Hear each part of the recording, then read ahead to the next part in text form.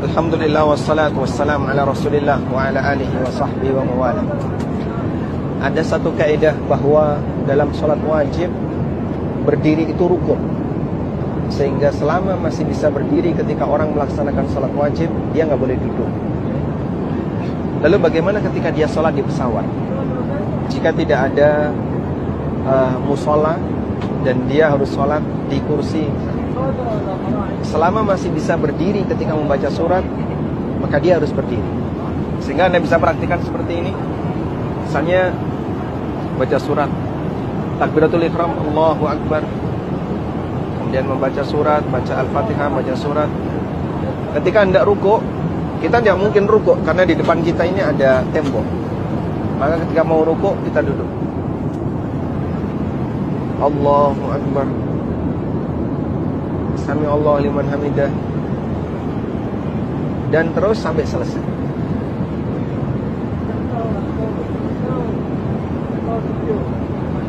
Ketika bangkit ke rakaat berikutnya, Allahu Akbar, kita berdiri. Kemudian ketika mau ruku', duduk dulu. Allahu Akbar, ruku'. Sami Allah liman hamidah, Allahu Akbar, sujud. Terus sampai selesai. Pelaksanaan sholat di atas pesawat yang posisi Anda di tengah, yang kira-kira ketika berdiri kita tidak sampai kena atap, Anda harus tetap berdiri. Dan teman-teman kita ajarkan agar ketika sholat wajib nanti saat membaca surat harus berdiri. Li'annal maisur la yasqutu bil ma'sur.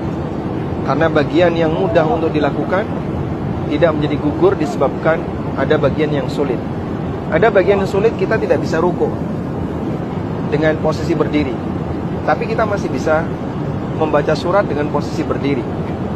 Maka membaca surat dalam posisi berdiri tidak boleh kita tinggalkan, karena ini yang mudah. Sedangkan yang sulit, maka kita lakukan sebisa. Kemudian Anda juga bisa melakukan jamaah, misalnya dengan sebelah kanan, sebelah kiri, atau belakang, janjian. Nanti salah satu jadi imam, kemudian yang lain mengikuti. Dan tentu saja posisi imam harus berada di sebelah kiri makmum jika mau berdua. Sehingga misalnya saya dengan Bapak siapa? Pak Fatur Rahman, ya. Pak Fatur Rahman misalnya mau jamaah dengan saya, maka saya jadi makmumnya beliau.